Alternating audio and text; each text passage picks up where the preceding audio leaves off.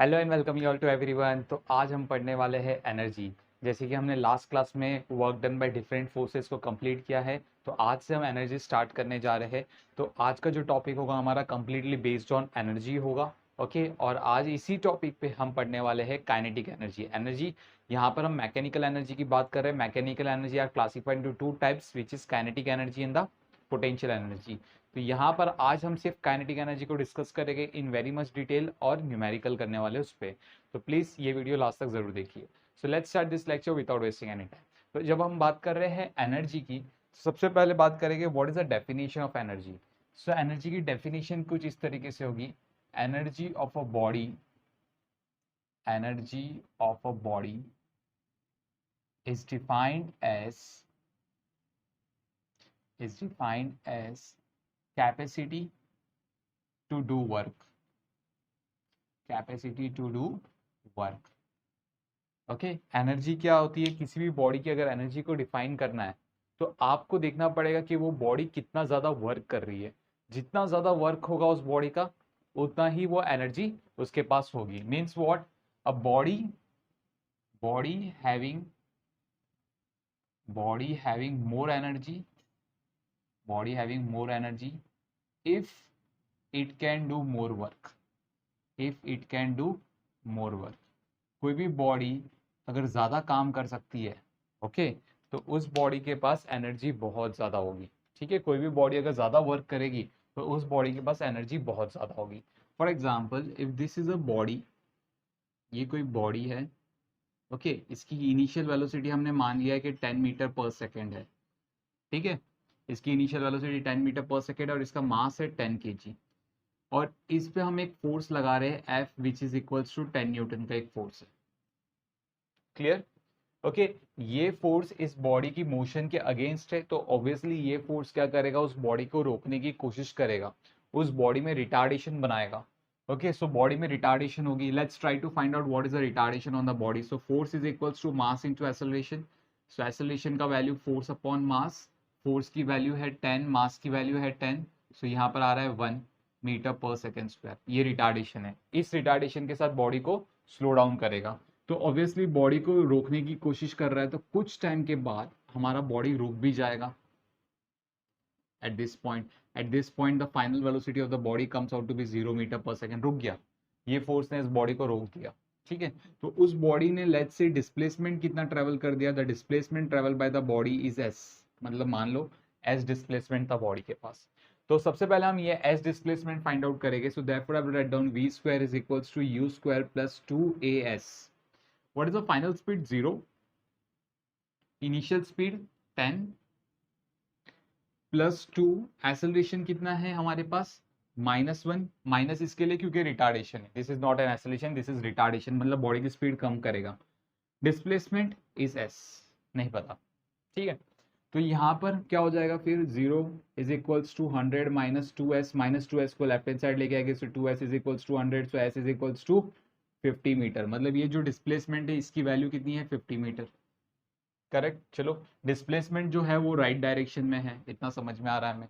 तो अगर मैं वर्क डन की बात करूँ, वर्क डन कितना हो जाएगा? Work done by this force on this block. What is the work done by this force on the block? So work done का फॉर्मूला हमें पता है, force into displacement into cos theta. What is force? 10 newton, displacement 50 meter, and what is the angle between them? See, displacement and force are oppositely directed, so दोनों के बीच में angle कितनी होगी? 180 की होगी। So cos 180, so it comes out to be -500 joules.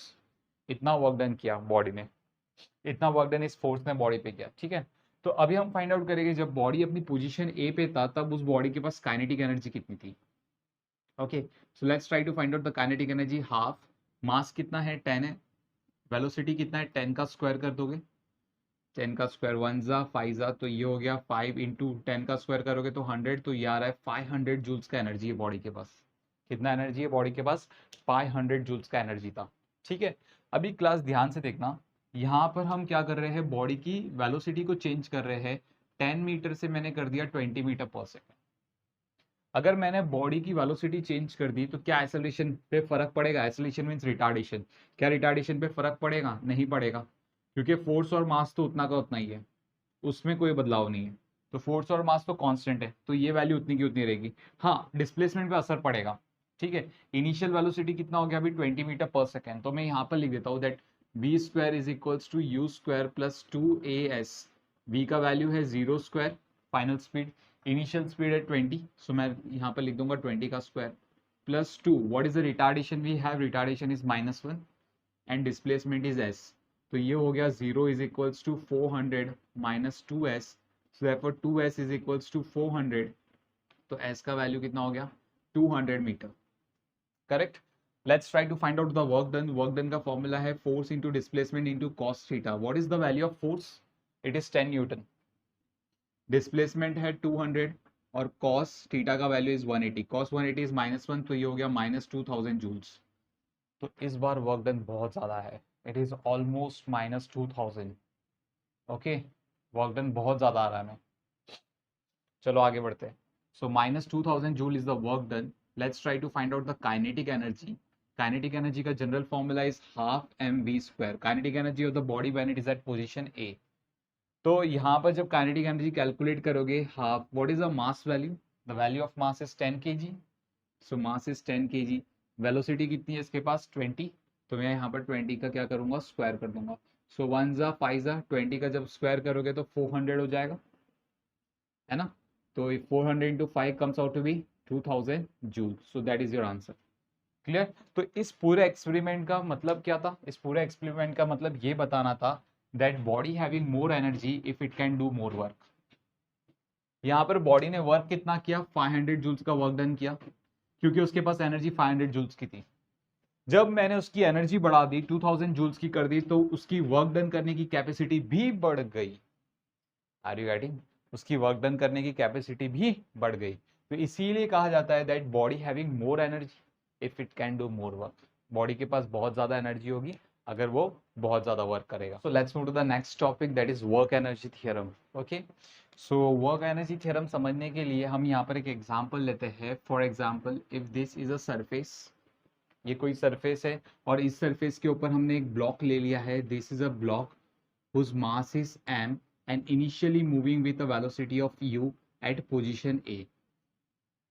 Okay, so this is a block initially moving with velocity u having a mass m. तो इस ब्लॉक के ऊपर हमने क्या कर दिया, एक फोर्स अप्लाई करवा दिया F।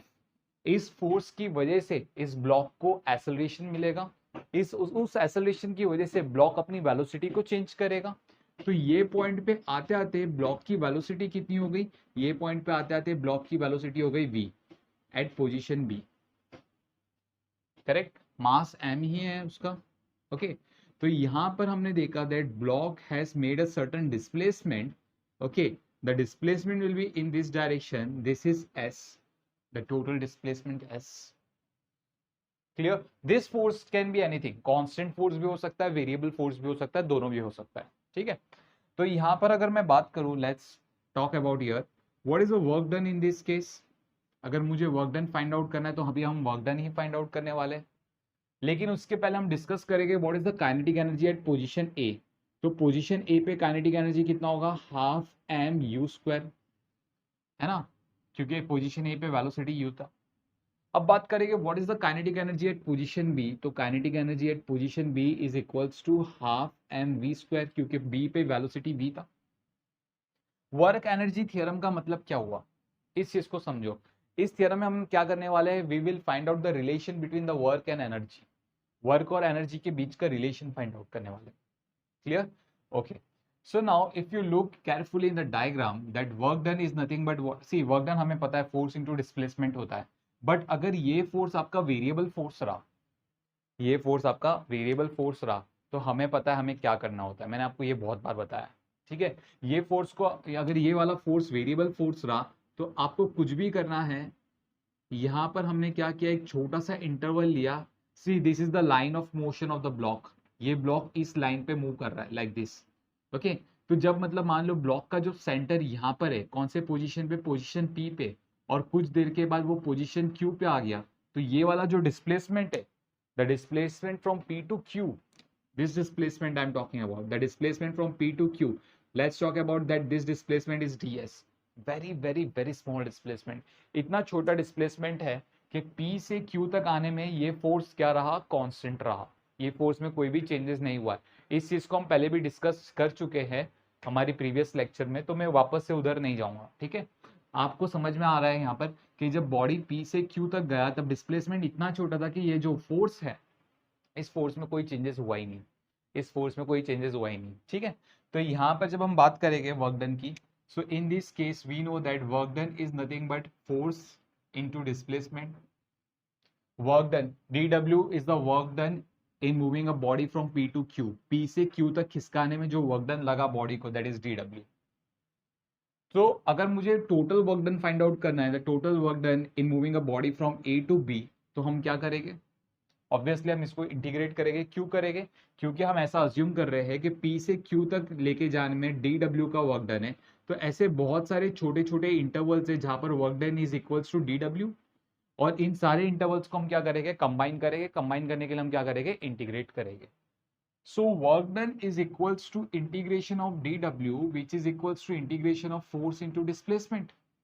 What is force? But force हमें पता है, force क्या होता है, mass into acceleration. So therefore work done is equals to integration of mass into acceleration into displacement. Correct? But हमें पता है acceleration क्या होता है, acceleration is the rate of change of velocity. dv by dt, तो acceleration की जगह मैं ये वैल्यू पुट कर दूंगा। So acceleration is equals to integration of mass, acceleration की जगह मैंने dv by dt डाल दिया इनटू डिस्प्लेसमेंट ds, करेक्ट।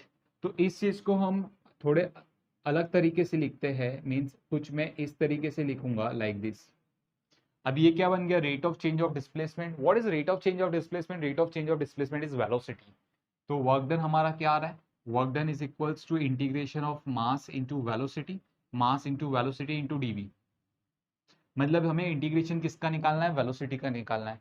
अगर मुझे इंटीग्रेशन वेलोसिटी का निकालना है तो ऑब्वियसली जो लिमिट्स में डिसाइड करूंगा वो वेलोसिटी की लिमिट होगी। What is the initial limit for the velocity, it is u, and what is the final limit of the velocity, that is v। तो इनिशियल और फाइनल लिमिट मैंने decide कर दिया, ठीक है। तो यहाँ पर अगर मैं बात करूंगा वर्क डन का, तो वर्क डन क्या हो जाएगा, मास इंटू वेलोसिटी है ना, मास मैंने कांस्टेंट है बाहर ले लिया, integration of from u to v, v dv। v का पावर कितना है, n है, तो मैं यहाँ पर इंटीग्रेशन का कौन सा फॉर्मूला लगाऊंगा, x raise to n dx which is equals to x raise to n plus one upon n plus one. मतलब v का पावर अगर 1 है, v to the power 1 become v to the power 1 plus one upon 1 plus one, means v square upon 2। मैं यहाँ पर क्या करूंगा m, और मैं यहाँ पर लिखूंगा v square upon 2, limits put कर देंगे u से v तक, करेक्ट। तो एक बार हमें अपर लिमिट पुट करनी है एम बी स्क्वायर बाई 2, फिर माइनस करके लोअर लिमिट पुट कर देनी है, क्लियर। ब्रैकेट्स ओपन करेंगे, so it can be written as half M B square minus half M U square, that is your work done. What is now half M B square क्या था,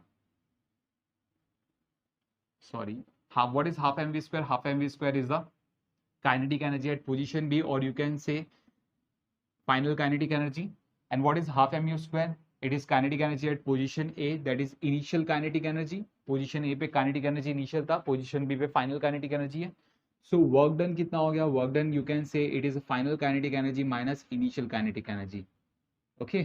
so this is the formula we have, clear। so this is the relation between the work done and the energy, so that's why this relation is known as, or this theorem is known as work energy theorem। इसी के लिए इसको हम क्या कहते हैं, work energy theorem कहते हैं। So please copy down this part, then we will discuss some important points on work energy theorem। Please copy down। So now it's time to discuss some important points on the work energy theorem। Now for example, as we calculate that work done is nothing but the change in kinetic energy, what happens if one or more forces is acting on the body, okay। अगर एक से ज्यादा forces body पे act हो रहा है, suppose this is force F1, this is force F2, this is force F3, अगर एक से ज्यादा फोर्सेस बॉडी पे एक्ट हो रहा है तो क्या उस कंडीशन में work energy theorem equation valid है, yes, work energy equation theorem valid है। लेकिन यहाँ पर जब आप वर्क डन कैलकुलेट करोगे, so this work done is the work done on the body by all the forces. ये जो वर्क डन होगा, this work done on the body by all the forces, जैसे कि इस बॉडी में there are the three forces F1, F2 and F3, correct. एक body में there are the three forces, तो उस केस में वर्क एनर्जी थ्योरम जो होगा वो क्या हो जाएगा, W1 plus W2 plus W3 which is equals to final kinetic energy minus kinetic initial kinetic energy. Okay मतलब जो बॉडी पे जितनी भी फोर्सेस लग रही है उन सारी फोर्सेस का वर्क डन हमें क्या करना है, ऐड करना है, okay, which is equals to change in kinetic energy. So can I say that, तो क्या हम ऐसे बोल सकते हैं हमारा वर्क एनर्जी जो थियरम होगा, it is the summation of all the work which is equals to final kinetic energy minus initial kinetic energy? Yes. So this equation is the valid equation that we have. Clear? अगर एक से ज्यादा forces उस body पे लग रही है तो उन सारी फोर्सेस की वजह से बॉडी पे कितना वर्क डन हुआ है वो आपको कैलकुलेट करके ऐड करना है, which is equals to change in kinetic energy. Very simple thing. Clear? Okay, now what we will do, देखो अभी क्या होता है ना क्लास, बहुत बार ऐसे होगा सिस्टम में, किसी भी अगर हम सिस्टम की बात करें, फोर्सेस जो डेवलप होता है वो इंटरनल फोर्स भी होता है और जो फोर्सेस होगा वो एक्सटर्नल फोर्सेस भी होगा। तो उस केस में क्या होगा, ये तो चलो यहाँ पर अगर मैंने पूरे सिस्टम की बात की है तो यहाँ पर जो भी फोर्सेस होगा उनके वजह से ये इक्वेशन वैलिड होगा। ठीक है, अब कुछ केसेस में ऐसा भी होता है कि इंटरनल फोर्सेस भी डेवलप होती है और एक्सटर्नल फोर्सेस भी होती है। Okay, so in that case what will be the work energy theorem, let's discuss. Okay, what is the work energy theorem, चलो बात करते हैं।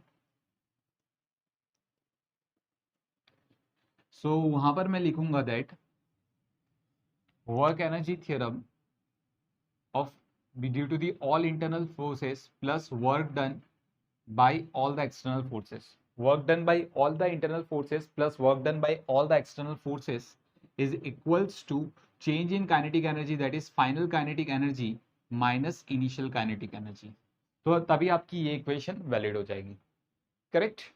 ओके, अभी यहां पर जब आप बात कर रहे हो, सी व्हाट हैपेंस ना, इंटरनल एनर्जी की बात कर रहा हूं तो internal work done by all the internal forces, work done by all the internal forces, हमें पता है according to the Newton's law of motion, which law, Newton's third law of motion.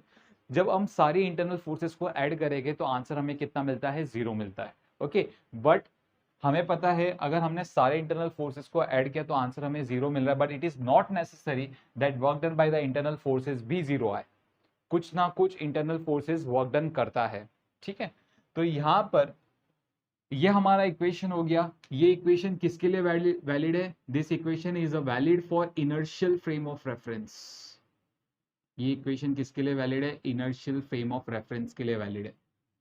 ठीक है, so what about the equation for the non inertial frame of reference, non inertial frame of reference के लिए आपकी equation हो जाएगी work done by the internal forces plus work done by the external forces plus work done by the pseudo forces plus work done by some other forces जो हमें नहीं पता होगा तो हम उसको भी यहाँ पर पुट कर देते हैं। It is nothing but what the change in kinetic energy like this. So this is the equation valid for non-inertial frame of reference.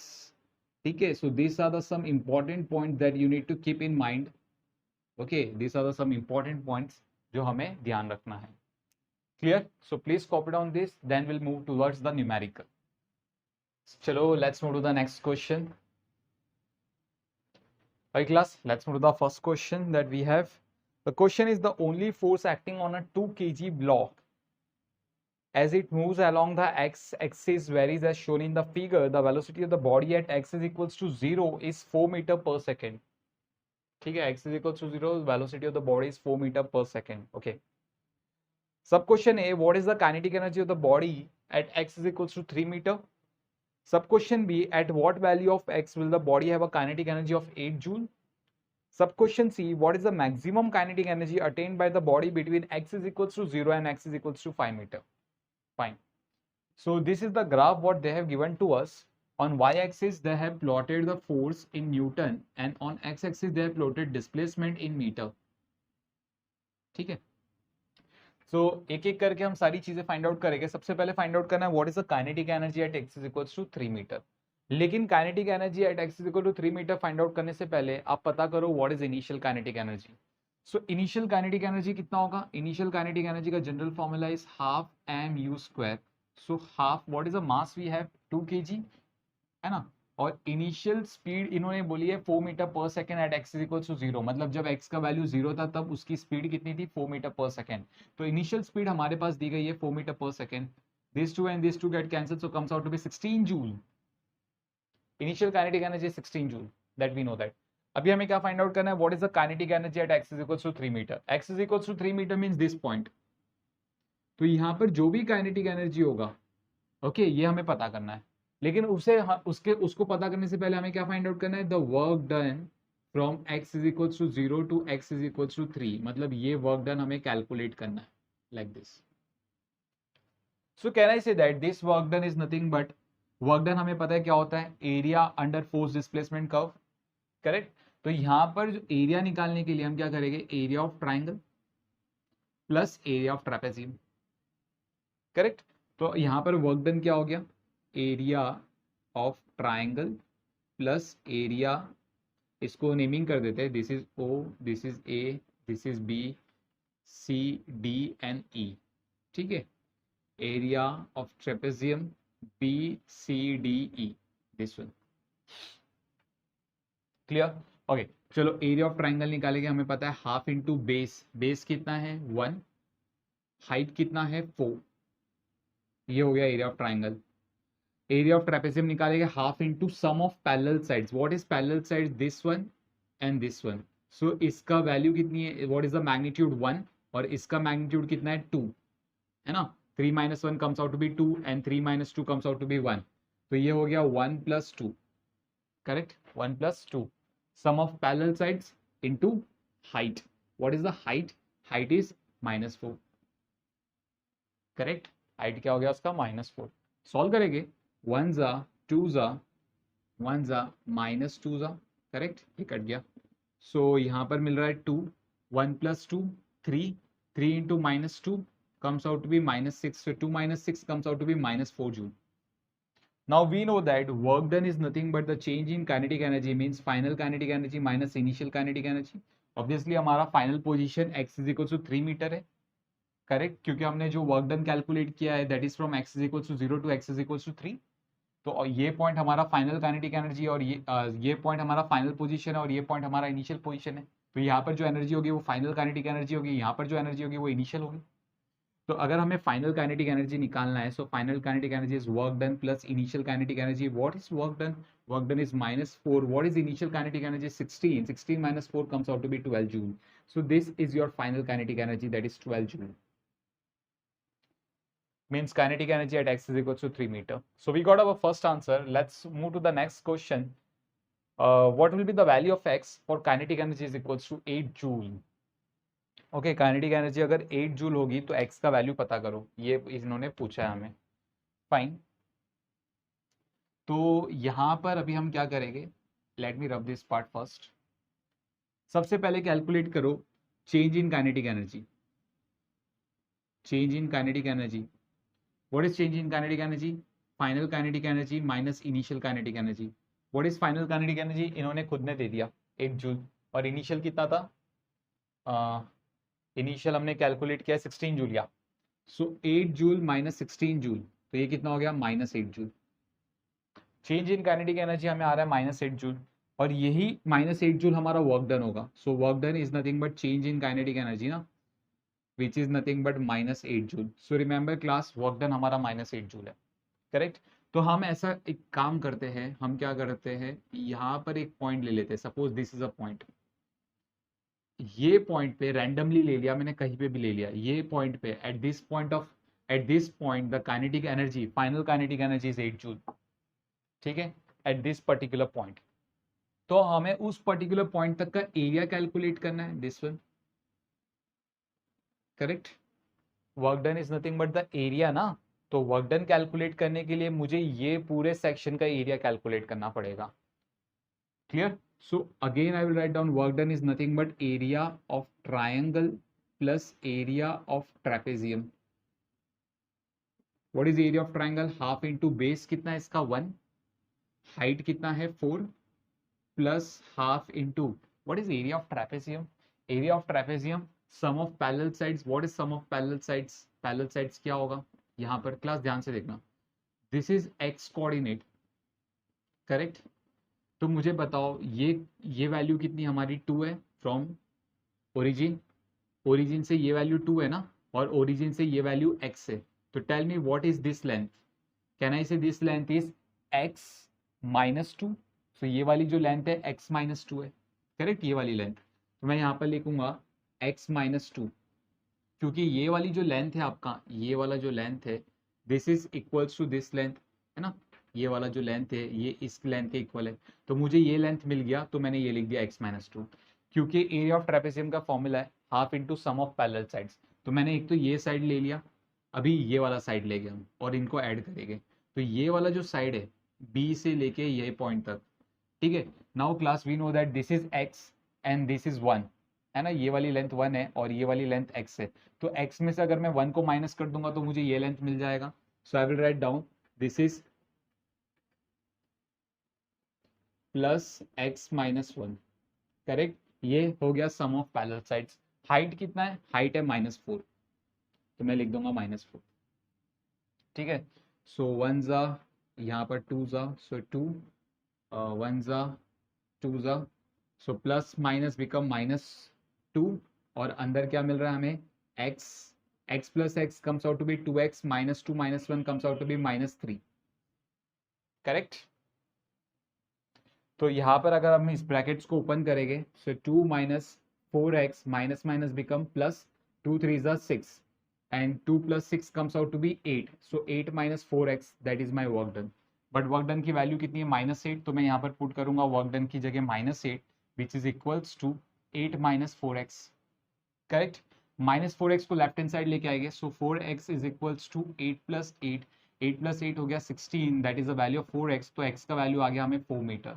So we got our answer, x का वैल्यू क्या है, 4 metre, मतलब ये point यहाँ पर नहीं है, ये पॉइंट यहाँ पर है 4 मीटर, क्योंकि हमने वो अज्यूम किया था ऑब्वियसली, ठीक है। तो हम ना, हमारा सेकंड पार्ट भी हो गया। Let's move to the third part, that is a maximum kinetic energy at x is equals to 0 to x is equals to 5 metre.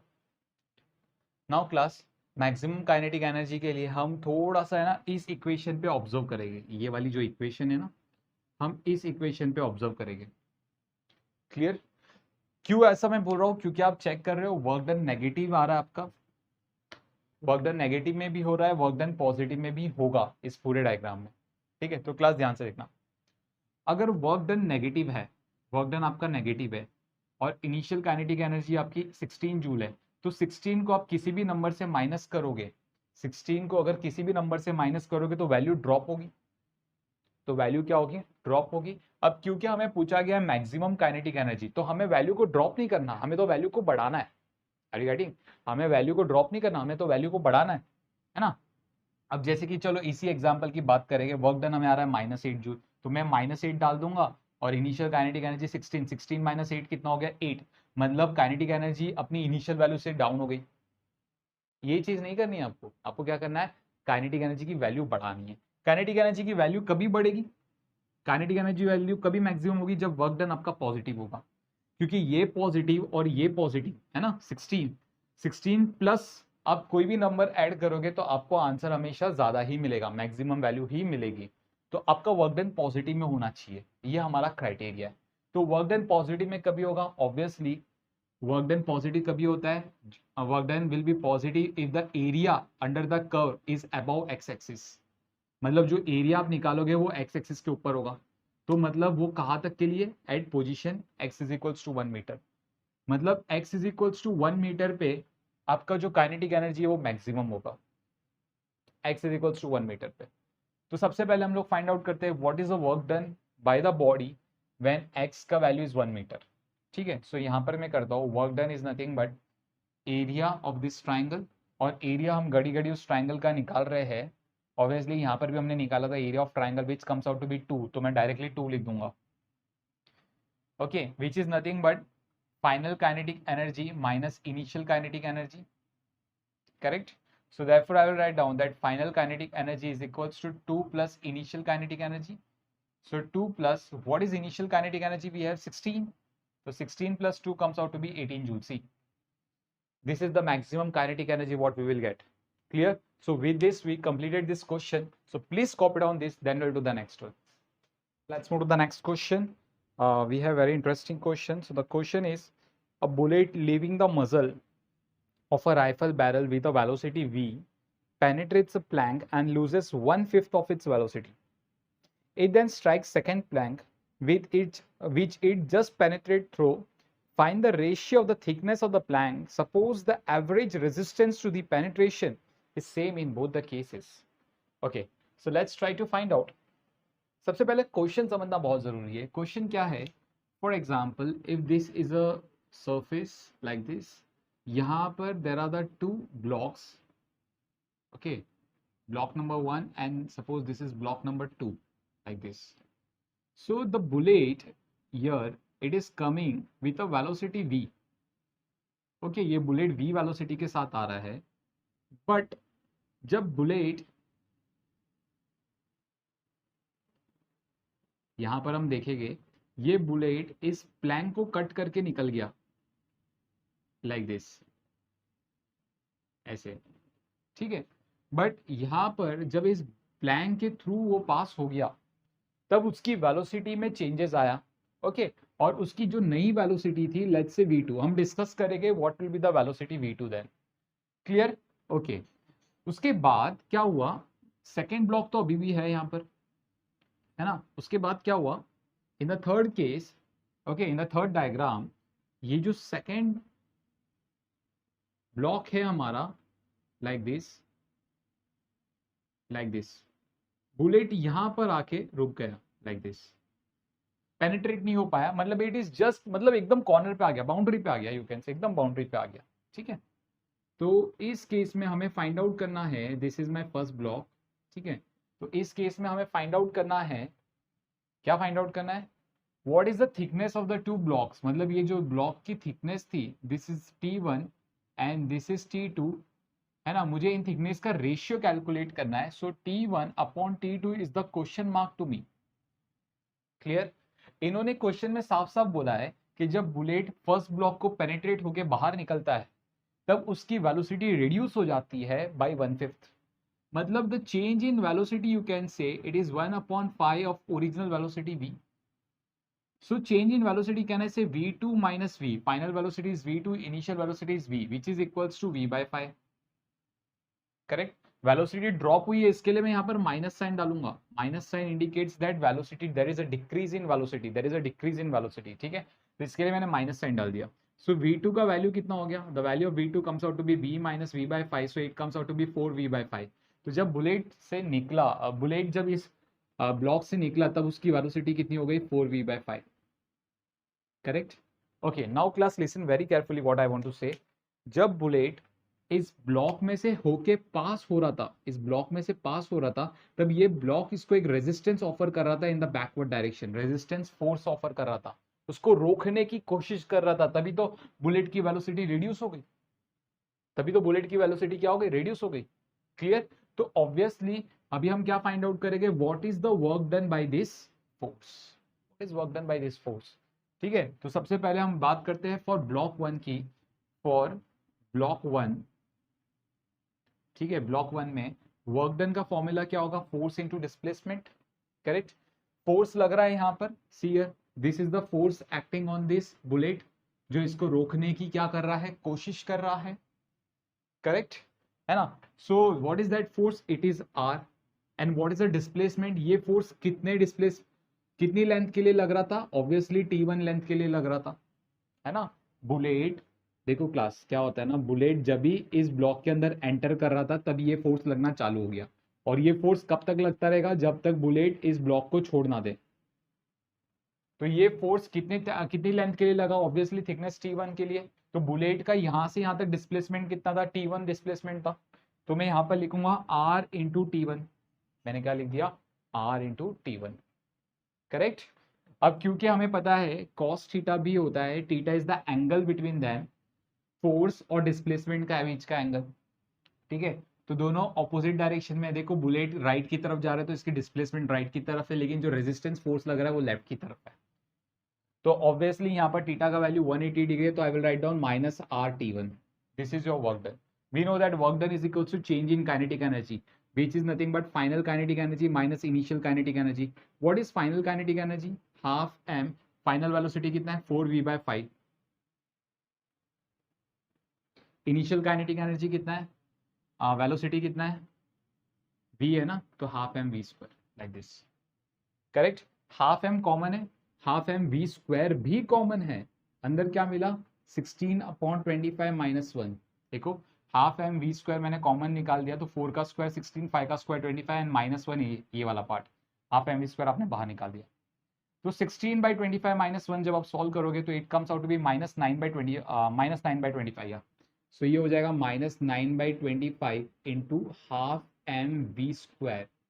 This is your answer of -RT1। Left hand side में क्या है -RT1। So therefore minus and minus get cancel, तो हमारा equation क्या बन रहा है RT1 is equals to 9/25 half M we square. This is your answer, correct, very simple. Now let's talk about जब बुलेट सेकेंड ब्लॉक में enter कर गया तो ऑब्वियसली सेकेंड ब्लॉक की जो थिकनेस होगी दिस इज थिकनेस T2।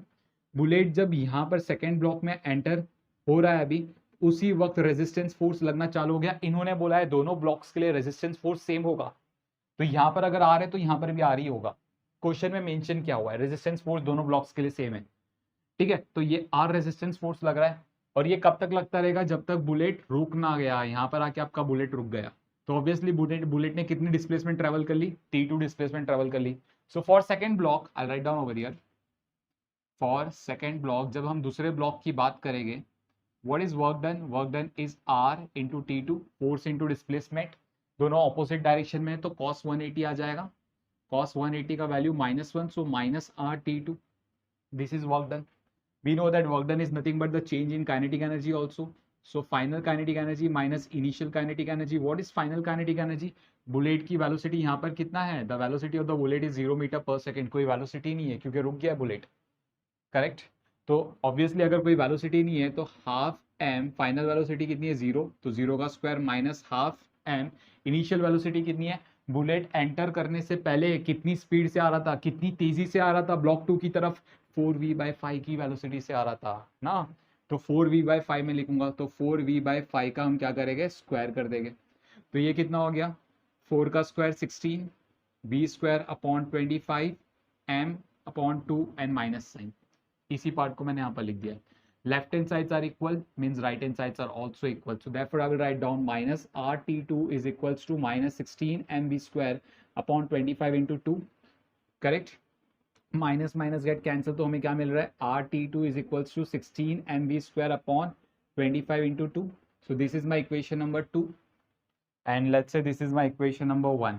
तो अभी हम क्या करेंगे, इक्वेशन नंबर 1 को डिवाइड करवा दो इक्वेशन नंबर 2 से। So what is equation number 1? It is RT1 which is equals to 9/25 half mv square divided by RT2 upon कितना है यहाँ पर 16/25 half mv square, correct? Okay. Okay, so half mv square get cancelled, 25 get cancelled, RR get cancelled. So T1 upon T2 ratio we got as 9/16. So this is the ratio we have. Clear? So इस तरीके से इस question को solve करना है। Please copy down, then will do the next one. चलो next question की तरफ बढ़ते हैं। So the next question is a block of mass m is moving with an initial velocity v0 towards a stationary spring of stiffness k attached to the wall as shown in the figure. Find the maximum compression in the string and sub question B is the work done by the spring force is negative or positive. चलो सबसे पहला question है find out करना है what is the maximum compression in the spring. Okay class, तो यहाँ पर हम सिचुएशन को एनालाइज करने की कोशिश करते हैं। सिचुएशन कुछ इस तरीके से है कि ये ब्लॉक v वेलोसिटी के साथ v0 वेलोसिटी के साथ मूव कर रहा है। ओके, अब जैसे जैसे ये ब्लॉक आगे की तरफ बढ़ेगा स्प्रिंग के साथ कांटेक्ट में आएगा। स्प्रिंग के साथ जैसे कांटेक्ट में आ गया, अब क्योंकि इसकी वेलोसिटी बहुत ज्यादा है तो ये इनर्शिया की वजह से राइट की तरफ मूव करने की कोशिश करेगा। ओके, जैसे ही राइट की तरफ मूव करने की कोशिश करेगा स्प्रिंग दबना चालू हो जाएगा, स्प्रिंग कंप्रेस होना चालू हो जाएगा। जैसे स्प्रिंग कंप्रेस होना चालू हो जाएगा स्प्रिंग क्या करेगा, स्प्रिंग फोर्स लगाना चालू कर देगा ब्लॉक के ऊपर। कौन सी डायरेक्शन में, लेफ्ट की डायरेक्शन में। स्प्रिंग फोर्स लगाना चालू कर देगा ब्लॉक के ऊपर, कौन सी डायरेक्शन में, लेफ्ट की डायरेक्शन में। और ब्लॉक कहां पर जा रहा है, राइट की डायरेक्शन में जा रहा है। और हमें पता है अगर ब्लॉक राइट की डायरेक्शन में मूव कर रहा है और उसके ऊपर आप फोर्स लगा रहे हो इन द लेफ्ट डायरेक्शन, मतलब आप ब्लॉक को रोकने की कोशिश कर रहे हो, मतलब स्प्रिंग ब्लॉक को रोकने की कोशिश कर रहा है। तो एक पॉइंट ऐसा आएगा कि ये ब्लॉक रुक जाएगा, है ना। ये देखो मैं डायग्राम बना देता हूं। एक पॉइंट ऐसे आ गया कि ये ब्लॉक अभी रुक गया और स्प्रिंग कंप्रेस हो गई। सी यहाँ पर वेलोसिटी कितनी हो गई 0 मीटर पर सेकेंड, और इसी टाइम पे जो भी स्प्रिंग में कंप्रेशन होगा वो अपनी मैक्सिमम वैल्यू पे होगा, क्योंकि इसके बाद क्या सिनारियो होगा पता है, इसके बाद क्या होगा, स्प्रिंग फोर्स अपना काम करना चालू कर देगा और इस ब्लॉक को धक्का मार के बाहर फेंक देगा। Are you getting clear? तो स्प्रिंग फोर्स जो इसके ऊपर लग रही है वो लेफ्ट की डायरेक्शन में लग रही है, तो यहां पर इस ब्लॉक के ऊपर जो भी कंप्रेशन हुई है, this is the maximum compression on the spring, this one, this is the maximum compression in the spring x max. तो यही आपको मैक्सिमम कंप्रेशन पता लगाना है। चलो पता लगाते हैं। Because we know that work done is nothing but change in kinetic energy, change in kinetic energy, work done क्या है, चेंज इन काइनेटिक एनर्जी होता है। तो I will write down that half M we square, this is my final speed, upon half M we naught square, this is my initial speed, है ना। Change in kinetic energy हमें पता है क्या होता है, final kinetic energy minus initial kinetic energy. What is the final speed class, zero. तो जब आप यहाँ पर जीरो पुट करोगे तो ये पूरा इक्वेशन जीरो हो जाएगा, minus half M we naught square, तो ये हो गया minus half M we naught square. So this is the work done, work done हमें आ गया minus half M we naught square. As we know that what is the work done by the spring force, ये spring देखो, spring force apply कर रहा है, displacement भी है ब्लॉक में एक्स मैक्स, क्योंकि force and displacement both of them are opposite in direction, तो जो वर्क डन होगा वो नेगेटिव होगा। और हमें पता है what is the work done by the spring force, it is minus half K X max square, है ना। This is the general formula हमने बनाया हुआ है प्रीवियस क्लास में, ठीक है। सो this is the work done by the spring force, जो कि नेगेटिव होगा, नेगेटिव ये आपके सेकंड क्वेश्चन का आंसर हो गया। सेकंड क्वेश्चन क्या था, work done by the spring force is positive और नेगेटिव, तो हमारा आंसर होगा negative. Now left hand sides are equal means right hand sides are also equal, so therefore minus half M we naught square is equals to minus half K X max square, half get cancelled, minus get cancelled. So what is the maximum displacement, maximum displacement half m v naught square upon k और फिर उसका square root. तो x max कितना आ रहा है हमें, what is the maximum displacement what we are getting, it is m by k का square root निकालना है और v naught, ठीक है। v naught स्क्वायर रूट के बाहर है, स्क्वायर रूट के अंदर नहीं है, स्क्वायर रूट के बाहर है, ठीक है clear. So this is the maximum displacement in the spring, इस तरीके से ये क्वेश्चन सॉल्व करना है। So please copy down, then will do the next one. So let's do the next question. Again, very interesting question. So the question is, a particle slides along a track with elevated ends and a flat central part as shown in the figure. The flat part has a length L is equals to 3 meter. L की value 3 meter है. The curved portion of the track are frictionless. For the flat part, the coefficient of kinetic friction mu k is equals to 0.2. The particle is released at point A, which is at a height of 1.5 meter above the flat part of the track. Where does the particle finally comes to rest? पार्टिकली finally rest पे कहाँ पर आएगा ये हमें पता करना है, ठीक है class. Now if we will see this question carefully, okay, तो यहाँ पर मैंने पार्टिकल को पकड़ के रखा है एट एन इंस्टेंट और फिर मैं यहाँ से रिलीज कर दूंगा, ठीक है। जब मैंने पकड़ के रखा है इसको तब उसकी वेलोसिटी कितनी है, जीरो है।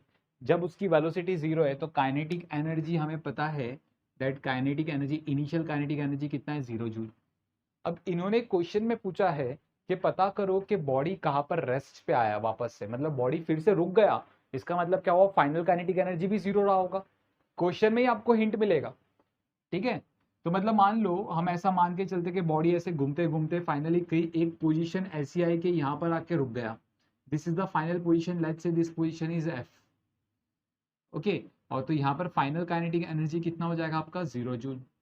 तो अगर मैं बात करूँ इनिशियल और फाइनल काइनेटिक एनर्जीज की, तो what is the change in kinetic energy, देख के मालूम पड़ रहा है, the change in kinetic energy is equals to 0 joule. कोई काइनेटिक एनर्जी चेंज ही नहीं हुई है, पहले भी जीरो था अभी भी जीरो ही है, ठीक है। Kinetic energy never changes, okay, in this question, ठीक है। इस क्वेश्चन में काइनेटिक एनर्जी चेंज ही नहीं हुआ है, ओके। तो अभी हम आगे की बात करते हैं, let's talk about the work done. Work done हमें पता है चेंज इन काइनेटिक एनर्जी होता है, सही है। Work done is nothing but change in kinetic energy, तो इसका मतलब क्या हुआ, वर्क डन भी 0 जूल है, वर्क डन भी क्या है, 0 जूल है। तो यहाँ पर वर्क डन सबसे पहले बात करेंगे, वर्क डन किसकी वजह से हुआ, सबसे पहला वर्क डन हुआ बिकॉज ऑफ ग्रेविटी, है ना। ग्रेविटी ही इस बॉडी को खींच के नीचे लेके आएगा, और जब ये बॉडी नीचे आ गई और यहाँ पर ये बॉडी कुछ वेलोसिटी के साथ, फॉर एग्जाम्पल यहाँ पर नहीं, यहाँ पर तो जीरो हो गया था, है ना, यहाँ पर ये बॉडी कुछ वेलोसिटी के साथ अगर मूव कर रहा है विद अ वेलोसिटी v, तो फ्रिक्शनल फोर्स उसको रोकने की कोशिश करेगा, काइनेटिक फ्रिक्शन ये रोकने की कोशिश करेगा। इसके वजह से तो बॉडी स्टॉप हो रहा है, इसकी वजह से तो बॉडी रुक रहा है। ओके अगर यहाँ पर फ्रिक्शन नहीं होता ना क्लास, यहाँ पर अगर फ्रिक्शन नहीं होता और जब आपने बॉडी को यहाँ से रिलीज किया है, h हाइट से रिलीज किया है, तो बॉडी यहाँ से ऐसे जाता और यहाँ पर भी वो h हाइट ही अचीव करता। यहाँ पर भी वो कितनी हाइट अचीव करता, h हाइट अचीव करता। ठीक है, और फिर बाद में ये बॉडी अगर यहाँ पर फ्रिक्शन नहीं होता तो ये बॉडी कंटिन्यूसली ऐसे मूव करती, हमेशा ऐसे ही मूव करती रहती, कभी नहीं रुकती, ऐसे मूव करती रहती। क्योंकि फ्रिक्शन होने की वजह से यहां तक आते आते बॉडी के पास अच्छी खासी स्पीड हो जाती है। ये फ्रिक्शन रिस्पॉन्सिबल होता है उसकी वेलोसिटी कम करने के लिए, उसकी वेलोसिटी गिरा देता है।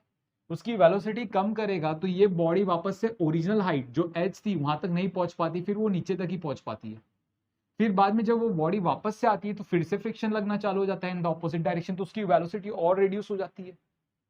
उसकी वेलोसिटी और रिड्यूस होगी तो यहाँ पर फिर बाद में वो वापस से एच हाइट तक नहीं चढ़ पाएगा और नीचे चढ़ेगा, फिर से ऐसे मूव करेगी। तो एक पॉइंट ये पूरा करते करते एक पॉइंट ऐसे आ जाता है जहां पर बॉडी की वेलोसिटी 0 हो जाती है। इसके लिए इन्होंने पूछा है कि पता करो कहां पर बॉडी स्टॉप हो जाएगा, ये चीज पता करने बोली उन्होंने। ठीक है, तो यहाँ पर ये काइनेटिक फ्रिक्शन, सी बॉडी राइट की तरफ डिस्प्लेस हो रहा है, काइनेटिक फ्रिक्शन लेफ्ट की तरफ लग रहा है, तो obviously work done by the kinetic friction in this case will be negative. ठीक है, so let's try to find out work done by the kinetic friction, plus I'll write down work done by kinetic friction, work done by kinetic friction. Let's talk about what is the work done by the gravity. इसका खुद का मास, इसका खुद का wait mg, mass into gravitational acceleration. What is the height, displacement, see इस body का displacement भी नीचे की तरफ ही है ना, बॉडी नीचे आ रही है, तो mgh करेक्ट। अब क्योंकि फोर्स और डिस्प्लेसमेंट दोनों सेम डायरेक्शन में, तो वर्क डन जो होगा वो पॉजिटिव होगा, correct. Now let's talk about work done by the kinetic friction. We know that kinetic friction Fk, correct, and what is the displacement, what is the displacement of the body class. यहाँ पर हम ऐसा assume करते हैं that displacement of the body is x, चलो मतलब मान के चलते हैं displacement of the body is x। x कौन सा डिस्प्लेसमेंट, यहाँ पर आके आपका बॉडी रुक गया,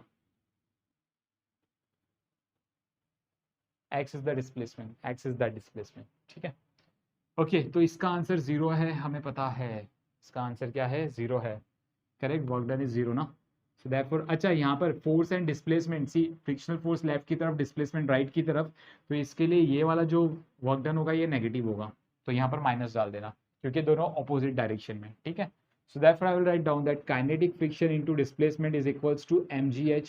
What is kinetic friction का formula, we know that is body का weight mg, normal reaction is n, so therefore I will write down kinetic friction is mu k n x, which is equals to mgh. What is n, n is nothing but mg only, so therefore mu k mg x is equals to mgh.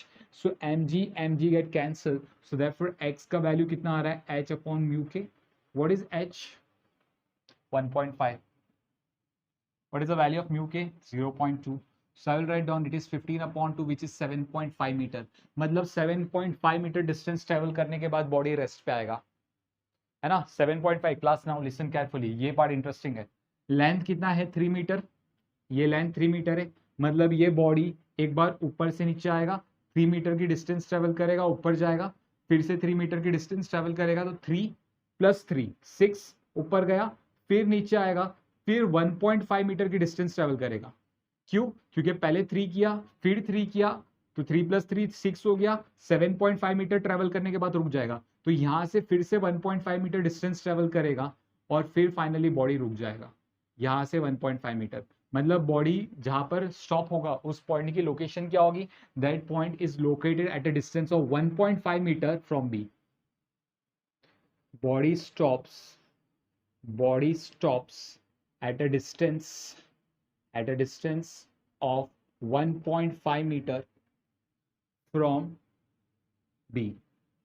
ठीक है, आपको जब body यहां से यहां तक जा रहा है ये लेंथ काउंट नहीं करना है, क्योंकि यहां पर कोई बॉडी के ऊपर फ्रिक्शनल फोर्स नहीं लग रही। आपको कौन सी लेंथ काउंट करनी है, जब तक फ्रिक्शनल फोर्स लग रही है वही लेंथ काउंट करनी है, क्योंकि फ्रिक्शनल फोर्स ही बॉडी को रुकाने की कोशिश कर रहा है, करेक्ट। इसके लिए हम यही लेंथ काउंट कर रहे थे, 3 +3 6 6 + 1.5 दैट बिकम 7.5। तो 7.5 बार ट्रेवल, यहाँ से 7.5 लेंथ ट्रेवल करने के बाद बॉडी क्या हो जाएगी, उसकी पोजीशन, उसकी वेलोसिटी 0 हो जाएगी और बॉडी रेस्ट पे आ जाएगा। सो इसके साथ ये न्यूमेरिकल आई होप आपको समझा होगा। Please copy down, then we'll do the next one. So we have the next question. So the question is, two blocks are connected by a string as shown in the figure. They are released from the rest. Show that after they have moved a distance L, their common speed is given by this value, is in which mu is the coefficient of kinetic friction between the upper block and the surface. Assume that the pulley is massless and the frictionless.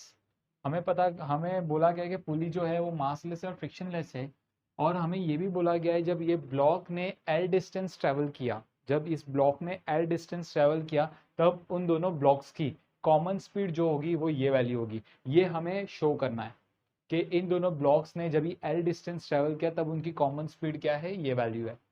So let's try to analyse this question. Okay, तो सबसे पहले class हम बात करेंगे for this block, the block M1। जब मैं M1 की बात करूंगा, so let's make a FBD free body diagram for the block M1. So this is a block M1, okay, whose weight is M1g.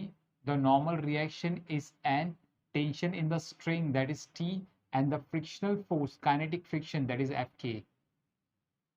Correct? And let's say this block is moving in the right direction with an acceleration A. Okay. Okay, next we will make a free body diagram for the block whose mass is M2. So the weight of the block is M2g in the downward direction. This is a block having a mass M2. The tension in the string T in the upward direction, and the block having an acceleration A in the downward direction. So this is the FBD for this case. Okay, so according to the Newton's law of motion, Newton's second law of motion, we will apply Newton's second law of motion on the block 1. So the net force comes out to be T minus Fk, which is equals to mass into acceleration, that is M1A. Clear? Okay. So therefore, T minus, what is the value of Fk? Fk value is mu k n, which is equals to M1A, and the value of n is nothing but mg, which is equals to M1A. Normal reaction is equals to M1g. Okay. So therefore, tension comes out to be mu k M1g plus M1A. So this is the value of tension. Now let's move to the block number 2. Okay, so for block number 2, we will apply the Newton's second law of motion. So according to the Newton's second law of motion, M2g minus T is equals to M2A. Correct? So therefore I will write down, it is nothing but T is equals to M2g minus M2A. So left hand sides are equal, means right hand sides are also equal. So therefore, mu k M1g plus M1A is equals to M2g minus M2A. Minus M2 को left hand side लेके आओ। सो M1 plus M2 और A मैंने common ले लिया, minus M2A को left hand side लेके मैंने A कॉमन ले लिया इन दोनों में से, और इस पार्ट को राइट हैंड साइड जान दो। सो ये हो गया M2g minus mu k M1g. So therefore the acceleration comes out to be M2 minus mu k M1, g मैंने कॉमन ले लिया, डिनोमिनेटर में M1 प्लस M2. So ये ब्लॉक की acceleration है, correct? So this is the acceleration of the block. हमें acceleration मिल गया, चलो good. Now let's talk about the displacement traveled by the block. We know that the displacement traveled by this block is L. तो ये L displacement उसने कितने time में travel किया, हमें ये पता करना है, ठीक है? तो सबसे पहले हम क्या करेंगे, सेकेंड काइनेमेटिकल इक्वेशन की मदद लेंगे, S is equals to ut plus half AT square. This is the equation. Displacement कितना ट्रेवल किया, L डिस्प्लेसमेंट ट्रेवल कर दिया इन्होंने बोला है. So L is equals to initial velocity, हमें क्वेश्चन में दिया गया that block starts from the rest, तो मतलब इनिशियल वेलोसिटी हो गई 0, तो ये पूरा पार्ट 0 हो गया, which is equals to half. Acceleration की वैल्यू हमें दी गई है this one, okay, that is, अच्छा इसको फिलहाल अभी a रखते हैं into t square. So therefore t square is equals to 2l by a. सो इसकी वजह से t का वैल्यू कितना हो जाएगा, under root of 2l by a. So therefore t comes out to be under root of 2l the value of a. ये value a की मैं पुट कर दूंगा. So that is M2 minus mu k M1 G, and यहाँ का जो denominator है वो यहाँ पर न्यूमरेटर में आ जाएगा M1 plus M2. So that is the value of time. लेकिन हमें टाइम नहीं फाइंड आउट करना, हमें वेलोसिटी फाइंड आउट करना, हमारा इंटरेस्ट वेलोसिटी में. So using the first kinematical equation, v is equals to u plus at. We know that, right? v is equals to u plus at. Initial velocity कितना है? 0 है. So ये क्या हो जाएगा फिर? is equals to at. And what is the value of time? If you will see the value of time, it's under root of 2l by a. So I'll write down value of time is under root of 2l by a. So इस a को square root के अंदर भेजोगे तो ये हो जाएगा a square. So a and these get cancel, तो हमें क्या मिल रहा है? It is 2l under root of a. What is the value of a? It is m2 minus mu k m1 g upon m1 plus m2. So this is the value of velocity. Let's check it out. So 2lg m2 minus mu m1 upon m1 plus m2. So we got our answer, hence proof. ठीक है, तो इस तरीके से इस problem को solve करेंगे हम. So please copy down, then will do the next one. Okay class, let's move to the next question. Again we have very interesting question. So question is, a plank of mass m and length l is placed at rest on a smooth horizontal surface. A small block of mass m is projected with a velocity v naught from the left end of it as shown in the figure. The coefficient of friction between the block and the plank is mu, and its value is such that the block becomes stationary with respect to the plank before it reaches the other end. ठीक है. Sub question A, find the time and the common velocity when relative sliding between the block and the plank stops. Sub question B, find the work done by the friction force on the block during that period it slides on the plank. Is the work done positive or negative? Sub question C, calculate the work done on the plank during the same period. Is the work positive or negative? And the sub question D, also determine the net work done by the friction. Is it positive or negative? तो हमें ये सारी सब questions पता करने हैं. चलो let's try to analyse this. Okay, तो यहाँ पर हमें पूछा गया है कौन से टाइम पे टाइम पता करना है जब यहाँ पर ये दोनों ब्लॉक्स की रिलेटिव स्लाइडिंग बंद हो गई. ओके, मतलब ये जो ब्लॉक है ये इस ब्लॉक पे स्लाइड होना बंद हो गया. ओके, और ये दोनों की उस वक्त कॉमन वेलोसिटी क्या होगी ये भी पता करना है. ठीक है, सो सबसे पहला काम होगा एफबीडी बनाओ. हमेशा सबसे पहला काम क्या है? एफबीडी बनाओ. तो एफबीडी में for example this is a block whose mass is small m. ठीक है, इस ये मूव कर रहा है राइट की तरफ with a velocity v not. Okay, तो इसका खुद का वेट होगा that is mg. Normal reaction I will write down that is n1, और जो फ्रिक्शनल फोर्स लगेगा that is in the backward direction that is kinetic friction that is f1. Correct, ये kinetic friction इसके ऊपर लग रहा है जो पीछे की तरफ होगा. Okay fine. तो ये जो काइनेटिक फ्रिक्शन है ये क्या करेगा? इसकी वेलोसिटी को कम करेगा, क्योंकि काइनेटिक फ्रिक्शन क्या कर रहा है? अपोज कर रहा है ब्लॉक की मोशन को, तो उसकी वेलोसिटी को घटाएगा, वेलोसिटी डिक्रीज करवाएगा. ठीक है फाइन. तो ऑब्वियसली हमें समझ में आता है कि इस ब्लॉक की वेलोसिटी v नॉट से क्या हो रही है? कम हो रही है. अब बात करते हैं बिगर ब्लॉक की, प्लैंक की बात करेंगे. तो प्लैंक है हमारा ये वाला पार्ट. प्लैंक के ऊपर कौन से फोर्स लग रहे हैं? एक तो यहाँ पर इस ब्लॉक का वेट दैट इज mg, इसका खुद का weight that is capital mg, the normal reaction that is n2, और यहाँ पर इसके ऊपर फ्रिक्शनल फोर्स लग रहा है इन द राइट डायरेक्शन. ये फ्रिक्शनल फोर्स रिस्पॉन्सिबल होगा इस प्लैंक को राइट की तरफ मूव करवाने के लिए. Clear class?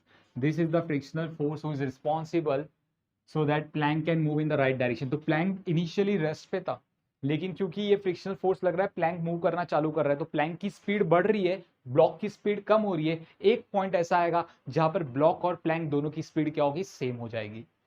ठीक है, जब दोनों की स्पीड अगर सेम हो जाएगी इसका मतलब क्या होगा? वो पॉइंट पे रिलेटिव स्लाइडिंग कितनी है? What is the relative velocity between the two blocks? Relative velocity is 0. Clear? Relative velocity कितनी हो गई? 0. तो हमें यही चीज तो पता करनी है ना. तो चलो अब बात करते हैं. सबसे पहले we will try to find out what is the acceleration. Okay, so therefore I will write down F1 frictional force. F1 की वैल्यू कितनी होगी यहाँ पर? F1 is nothing but what we know that mass m into acceleration a. Correct, but we know that F1 is nothing but mu k, coefficient of kinetic friction, into n1, correct, which is equals to mass into acceleration. So acceleration हो गया acceleration is mu k n1 upon m. What is n1? n1 की value है m into g, है ना. n1 is mg. So यहाँ पर मैं put करूंगा mu k mg upon m. So m and m get cancel, तो ये हो गया mu k g. So this is the retardation. ये retardation है class. Remember this is the retardation. Okay, fine. चलो अभी यहाँ पर हम लोग एक चीज करने वाले. क्या करने वाले? ध्यान से देखो. We will use the first kinematical equation. We will use the first kinematical equation okay, so first kinematical equation इस ब्लॉक के लिए बात करेंगे. Let's say v is equals to u plus at. This is my first kinematical equation, right? Okay, now listen carefully what I want to say. ये वाला जो block है इसकी इनिशियल वेलोसिटी v नॉट, कुछ टाइम के बाद इसकी velocity हो जाएगी v. ये जो वेलोसिटी है this is the common velocity. इन दोनों ब्लॉक की t टाइम में ये वाली वेलोसिटी कॉमन होगी और यही कॉमन वेलोसिटी हमें पता करनी है. क्लियर? यही कॉमन वेलोसिटी हमें क्या करनी है, पता करनी है. Now class listen very carefully what I want to से.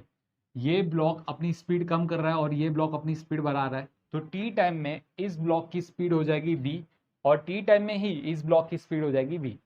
दोनों ब्लॉक्स की स्पीड क्या हो जाएगी, सेम हो जाएगी. And that velocity is known as the common velocity. और वही कॉमन वेलोसिटी हमें पता करना है और कौन से टाइम में हुआ ये भी पता करना है. ठीक है, so let's start this part. So therefore v is equals to u का वैल्यू कितना है, इनिशियल वेलोसिटी कितनी थी ब्लॉक की, v नॉट. एक्सेलरेशन की वैल्यू माइनस म्यू के जी into time T. Okay, so this is the velocity of this block after time T. चलो ये चीज समझ में आती है. अब बात करेंगे हम इस ब्लॉक की. ठीक है, हम बात करेंगे अब इसकी. तो सबसे पहले इसका एक्सेलरेशन पता करिए अब. ठीक है, तो इसका एक्सेलरेशन क्या होगा, F k force is equals to mass into acceleration a1 ले लेते. चलो, तो इस वैल्यू के लिए क्या हो जाएगा, देयरफॉर a1 का वैल्यू कितना आ रहा है, एफ के अपॉन एम आ रहा है. Correct? Okay, so we will use the kinematical equation, the first kinematical equation, that is v is equals to u plus a1 into time t. यहाँ पर ये जो फोर्स है ये इसको एक्सेलरेट करवा रहा है. ये ब्लॉक क्या कर रहा है, ये जो फोर्स है इस ब्लॉक को क्या कर रहा है, एक्सेलरेट कर रहा है, मतलब इसकी वेलोसिटी इंक्रीज कर रहा है. ठीक है, तो यहाँ पर ये एक्सेलरेशन है, ये रिटार्डेशन नहीं, ये एक्सेलरेशन है. सो देयरफॉर टी टाइम के बाद इस ब्लॉक ने भी वेलोसिटी कितनी अचीव कर ली, v वेलोसिटी अचीव कर ली. So therefore I will write down v initial velocity तो 0 है. ठीक है, एक्सेलरेशन a1 की वैल्यू कितनी है, F k m. Correct, F k m into time t. Correct, F k की वैल्यू कितनी है, the kinetic friction we know that kinetic friction is mu के n1. म्यू के n1 is nothing but mu के mg, मतलब यही वाला तो काइनेटिक फ्रिक्शन है ना. यहाँ पर मैंने एफ के लिखा है, आप इसको f1 लिख सकते हो, not an issue. Same kinetic friction है तो मैं इसको f1 ही लिखता हूँ, वही बेटर होगा. ठीक है, ताकि कंफ्यूजन ना हो. So this is f1.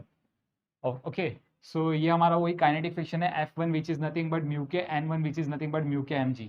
तो यहाँ पर f1 की जगह मैं लिखूंगा म्यू के small mg upon capital m into time t. So this is the velocity of this block after time t. So we know that now left hand sides are equal. So इसका मतलब क्या हुआ, right hand side भी तो equal हुआ. So right hand side को equate करा देंगे. So v naught minus mu के जी into time t is equals to, उसका राइट हैंड साइड क्या है, it is mu k m g upon capital m into T.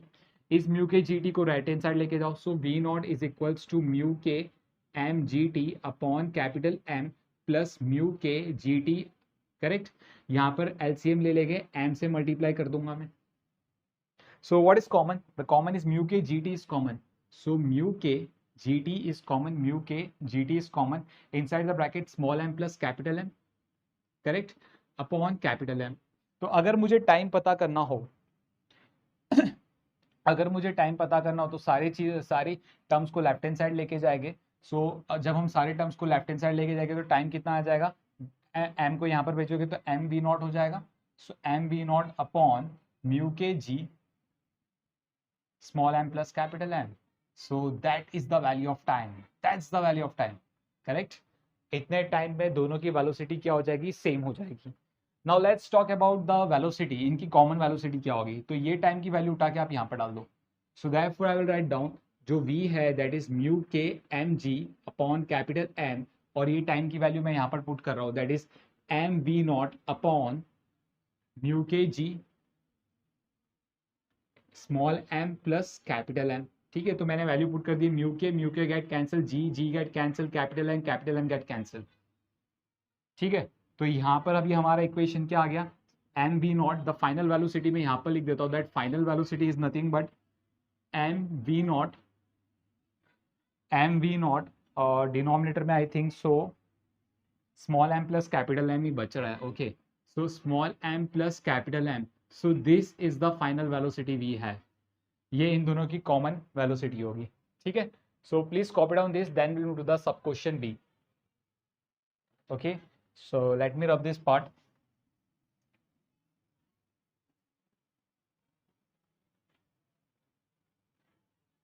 So, okay. So हमने ये part को रब कर दिया है। सो आगे बढ़ते हैं अभी हम। Now what we need to find out, we need to find out work done by the friction on the block. Block पे फ्रिक्शन कितना काम कर रहा है ड्यूरिंग दिस टाइम इंटरवल। कौन सी टाइम इंटरवल? जब दोनों ब्लॉक्स की कॉमन वेलोसिटी अचीव हो गई। जब दोनों ब्लॉक्स की कॉमन वेलोसिटी अचीव हो गई, या फिर आप बोल सकते हो दोनों ब्लॉक्स के बीच में रिलेटिव स्लाइडिंग जीरो हो गई, तो उस टाइम तक फ्रिक्शन ने कितना काम किया ये पता लगाओ। बहुत ही सिंपल क्वेश्चन है, ठीक है। तो इस क्वेश्चन को समझने के लिए पहले हम क्या बोलेंगे कि मतलब मान लो ब्लॉक एक सिस्टम है, सिर्फ ब्लॉक एक सिस्टम है।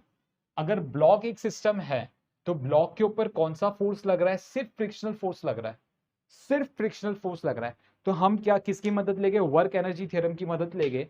So according to the work energy theorem, we know that work done is nothing but the change in kinetic energy, that is final kinetic energy minus initial kinetic energy. Simple. तो इस block की final speed क्या है हमें पता है, that is half m. Final kinetic energy क्या हो जाएगी? Half m. फाइनल स्पीड क्या है? वी है, तो v square minus half m. Initial speed क्या है? वी नॉट है, तो वी नॉट का स्क्वायर। जिधर हाफ एम कॉमन ले लेंगे हम, okay, inside the bracket small v का वैल्यू कितना है? M we naught upon capital small m plus capital m. इसका हम क्या करेंगे? स्क्वायर करेंगे। ये मैंने वी की वैल्यू पुट कर दी है, minus v naught square, like this. Correct. तो अभी हम इसे सॉल्व करेंगे और कुछ नहीं करना है। हाफ एम ब्रैकेट्स ओपन करेंगे, m square v naught square minus v naught square upon sorry m plus capital m the whole square, like this, है ना।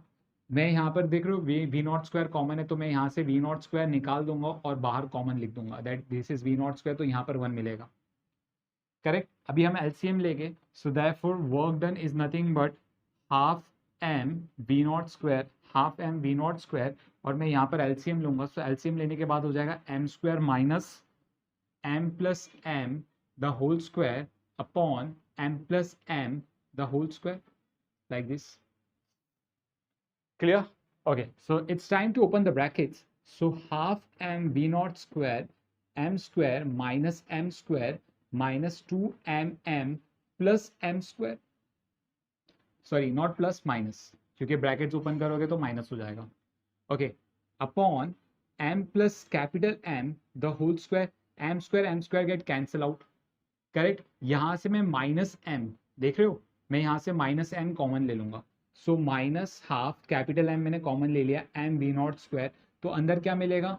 It is 2m plus capital M upon m plus capital M the whole square. So this is your answer. सो और हमें इस question में ये भी पूछा गया था कि जो वर्क डन है वो पॉजिटिव या नेगेटिव है? वर्क डन इज नेगेटिव, ठीक है। So please copy down this, then will do the sub question C. So let's move to the next part. Next part is work done by the friction on the plank. Okay, plank पे कितना काम किया गया? So let's try to find out. I'll consider this plank as my system. Okay, इस plank को हम system मानेंगे। तो जैसे मैंने इस plank को एक system माना, तो आप देख रहे हो इस सिस्टम के ऊपर सिर्फ एक ही फोर्स लग रहा है, that is the frictional force. Force actually बहुत सारे लग रहे हैं, but the frictional force is the only responsible to give the work, क्योंकि ये सारे फोर्स डिस्प्लेसमेंट से 90 डिग्री का एंगल बना रहे हैं, this one and this one. तो इस इनकी वजह से वर्क डन कितना हो जाता है? 0 हो जाता है। तो यहाँ पर वर्क डन जो भी मिलेगा वो फ्रिक्शनल फोर्स की वजह से ही मिलेगा, सेम जैसे कि हमने यहाँ पर किया था। हमें जो वर्क डन मिल रहा था वो सिर्फ फ्रिक्शनल फोर्स की वजह से मिल रहा था, क्योंकि इनकी वजह से वर्क डन 0 हो रहा था, ठीक है। तो वही चीज हम यहाँ पर करेंगे। So again we will use work energy theorem. So work done by the frictional force, work done by the frictional force is nothing but the change in kinetic energy, that is final kinetic energy minus initial kinetic energy. Planck का final kinetic energy क्या होगा? half m, what is the value of v? this one, so m square v naught square upon m plus m the whole square, है ना। half m v square होता है, तो ये v की value मैंने यहाँ पर डायरेक्टली पुट कर दी है। इनिशियल काइनेटिक एनर्जी कितनी है? 0 है, ठीक है, क्योंकि ये प्लैंक की इनिशियल वेलोसिटी 0 थी, तो मूव नहीं कर रहा था। तो ये आ गया हमें work done by the frictional force on the plank.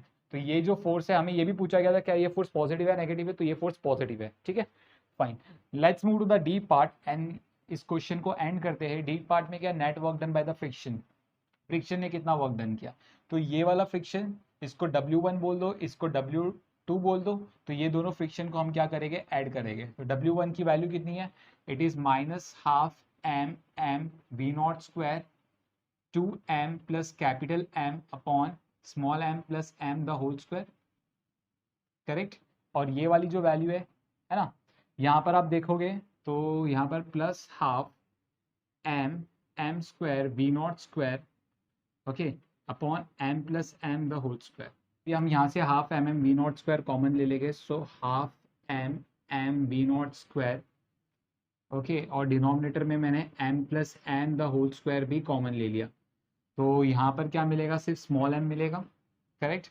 और यहाँ पर क्या मिलेगा, -2m माइनस एम, सो -2m माइनस कैपिटल M, ये वैल्यू मिली हमें। सो m-2m will be -m, correct. तो मैं यहाँ पर लिख दूंगा और मैं माइनस भी कॉमन ले लूंगा, तो माइनस मैंने कॉमन ले लिया, तो half M we naught square और अंदर हो गया m प्लस एम, और डिनोमिनेटर में तो already m plus m the whole square था ही, तो ये पार्ट और ये पार्ट कैंसिल हो गया। तो हमारा जो फाइनल आंसर है that is minus half capital M into small m v naught square upon capital M plus small m। So this is our final answer. और हमें ये भी पूछा गया था कि वर्क डन पॉजिटिव होगा या नेगेटिव होगा, तो यहाँ से हमें मालूम पड़ रहा है कि वर्क डन क्या है, हमारा नेगेटिव है। तो इस तरीके से इस क्वेश्चन को सॉल्व करना है। So please copy down this, then we will do the next.